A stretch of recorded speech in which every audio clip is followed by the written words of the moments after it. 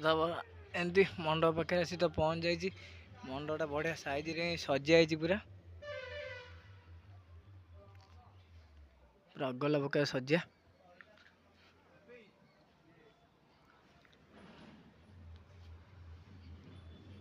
एपटे dining पड़ो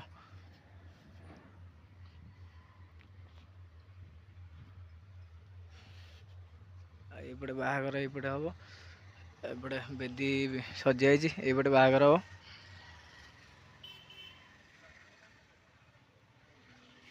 बहुत बढ़िया देखा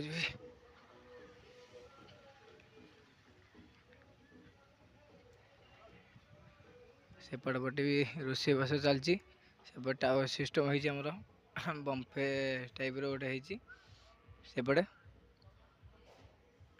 नुआ नुआ तैयारी मंडपटा तो से किसी एगुरा सब कम है बाली अच्छी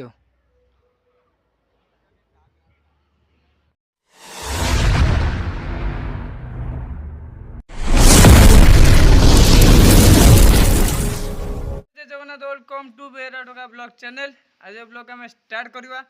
आज ब्लॉगटा देखा ये ब्लॉग रे कौन सब हो चूड़ा चीनी। चलो फटाफट ब्लॉगटा स्टार्ट करदे सकाल सकाल माने सकाल ना 11टा बजले मैं तो सब जानते कि मुझे 11टा ब्लॉगटा स्टार्ट कर कहीं मुझे सकाल जाऊँ क्षीर गाड़ी अना चलाऊँ ना गाँव में आ भुवनेश्वर तो गाड़ी चल छादी पलि आसली तो गाँव में गाड़ी चलाऊँ क्षीर कलेक्शन सारिकी तो आसिक ब्लॉगटा मुझे स्टार्ट कली पूरा अवस्था 12 बजे जमी तो देखिपे।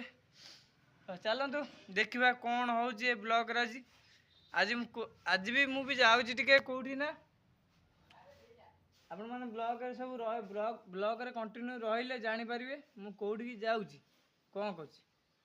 तो चलतु देखा कौन होमती अच्छी ना मुझे देखई दूसरी आपण मानक पूरा खरा पाग प्रबल जो से खरा भी एमती देखिए मुंड पूरा टीण हो खरा पूरा अगला प्रकार खरा पूरा। हो चलो देखा आम दांडा आड़े सेपटे मुग पड़ी जेजेरिका शोई आमर ये सेपटे मार बापार से मुग पड़ी दांडे पकई से बस कहीं चूना फुना हो।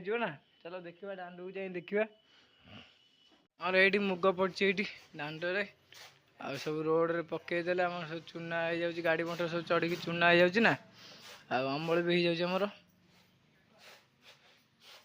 माँ आमर ये अच्छा अच्छी मुग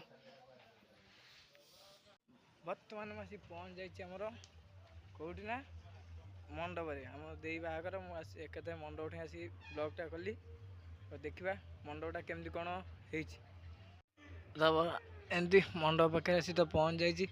मंडपटा बढ़िया साइज रे सजा पूरा पूरा अगल पका सजा।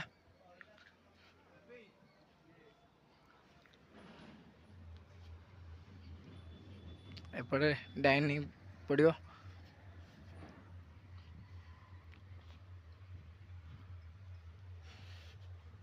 ये बाहागर ये हम एपटे बेदी सजाई ये बाहागर हम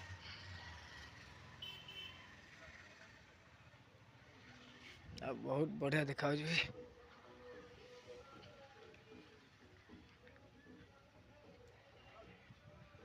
सेपट पटे भी रोषे बास चलती सेपटे टावर सिस्टम होमर बम्फे टाइप रोटे सेपटे नुआ नुआ तैयारी मंडपटा तो से किसी एगुरा सब कम है बाली अच्छी फाइनाल गुपचुप भी पलि आमर ये बम्फे हम ना गुपचुप पलि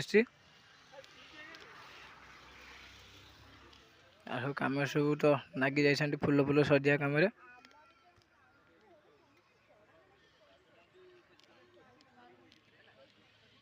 फाइनाली मो मंडप पाखर घर को पलि आसली मो भौणी ये मो हाथ में मेहंदी करदे बर्तमान मो मामू घर पलि आसली ये कहीं आसापी भल लगुन कि मो परिस्थिति खराब जुगुरु मुझे बाध्य हली आसापी कहीं गाड़ी चलाऊँ गोटे गोटे मालिकर गाड़ी चलाऊँ मैंने मुझे माने जिते से हस खुशी मजामस्ती करी भी गोटे बाध्य हली आसापी मुझे घर आसी पहुँचली ଅନା ଯିବା ସେଠି ଭୋଜି ଭାତ ତାଙ୍କର ବି ମାମୁଁ ଘର ହେଉଛି ବରଯାତ୍ରୀ ମାନେ ଆସିବେ।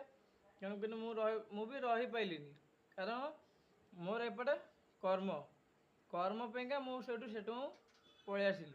ମାନେ 7 କିଲୋମିଟର ବାଟ 8 କିଲୋମିଟର ବାଟ ମୁଁ ବାଧ୍ୟ ହେଲି ଆସିବା ପାଇଁକା। ତ ଯିବା ଅନା ଗାଡ଼ି ନେଇକି ଆମେ ଟାଇମ୍ ବି 6:30 ପାଖାପାଖି ହେଲି, ରାତି ହେଇଗଲା। ମୁଁ ଏଇନା ଯିବି ରାତିରେ ଗାଡ଼ି ନେଇକି ଯିବି। ତ ଦେଖିବା କ'ଣ ହେଉଛି। ଆଉ ରାତି 10ଟାରେ ମୁଁ ଆସିକି ଘରେ ପହଞ୍ଚିବି 10:30ରେ, କିନ୍ତୁ ଯାଇହେବନି ଆଉ କାହିଁକିନା 10:30 ରାତିରେ ବି ଯାଇହେବନି ସେଠିକି ଗଲେ ବି କ'ଣ ହେବ, କିଛି ଲାଭ ନାହିଁ। ତ ସେଥିପାଇଁକା ଯାହା ଆମର ତ ଭାଗ୍ୟରେ ଯାହା ଅଛି ସେଇଆ ହେବ, କହିଲେ ବି କିଛି ହେବନି। ଯେତେ ତମେ ମଜାମସ୍ତି ହସ ଖୁସି କରୁଥିବ ତମର ବି ଦୁଃଖ ବି ଅଛି, ମୋର ବି ଦୁଃଖ ଅଛି। ମାନେ ଯେତେ ମୁଁ ହସ ଖୁସିରେ ସେଠି କଲେ ବି ଏଠି ଆଇଲେ ଦୁଃଖ। କାହିଁକିନା ମୋ ସ୍ତ୍ରୀ ବି ପଳେଇଛି, ମାନେ ତମ ଭାଉଜ ବି ପଳେଇଛି ଆମ ଘରକୁ। ମାନେ ରାଗିକି ଯାଇନି, ତାଙ୍କ ଘରକୁ ଯାଇଛି ବୁଲିବା ପାଇଁକା। ତ ବୋଉ ବି ମୋର ପଳେଇଲା ମାମୁଁ ଘରଠି ପଳେଇଲା। ଆଉ କେହି ନାହାନ୍ତି, ଜେଜେମା ମୁଁ ଆଉ ବାପା ଆମେ ଏଠି ଅଛୁ। ଦେଖିବା ଆଜି ରାତିରେ ତ କ'ଣ ରୋଷେଇବାସ ଦୁଇଟା କରିଦେଇଥିଲା ବୋଉ ଖରାବେଳେ, ତାକୁ ସେମିତି ଖାଇଦେବା, ଆଡ଼ଜଷ୍ଟ କରିଦେବା। କାଲି ତ ବୋଉ ପଳେଇ ଆସିବ। ବର୍ତ୍ତମାନ ଏ ବ୍ଲଗ୍ଟା ମୁଁ ଆଜି ଏଇଠି ଏଣ୍ଡ କରିଦେଉଛି, କାହିଁକିନା ବହୁତ କିଛି ମାନେ ଟାୟାର୍ଡ଼ ଲାଗିଲେ। ତାପରେ ମୁଁ ତ ଆପଣମାନେ ବି ଜାଣିଥିବେ ମୁଁ ତ ପୁଣି ଗାଡ଼ି ନେଇକି ଏଇନା ଯିବି। ତ ବ୍ଲଗ୍ଟା ମୁଁ ଆଜି ଏଇଠି ଏଣ୍ଡ କରିଦେଉଛି। ଆଉ ଗୋଟେ ଖୁବ୍ ଶୀଘ୍ର ବ୍ୟୁଟିଫୁଲ୍ ବ୍ଲଗ୍ରେ ନୂଆ ବ୍ଲଗ୍ରେ ଆମେ ଦେଖା ହେବା। ଜୟ ଜଗନ୍ନାଥ, ଜୟ ଶ୍ରୀରାମ, ରହୁଛି, ବାଏ। ଆମ ଚ୍ୟାନେଲରେ ନୂଆ କରି ଆସିଛନ୍ତି, like and share and subscribe ନିଶ୍ଚିନ୍ତ କରିଦେବି।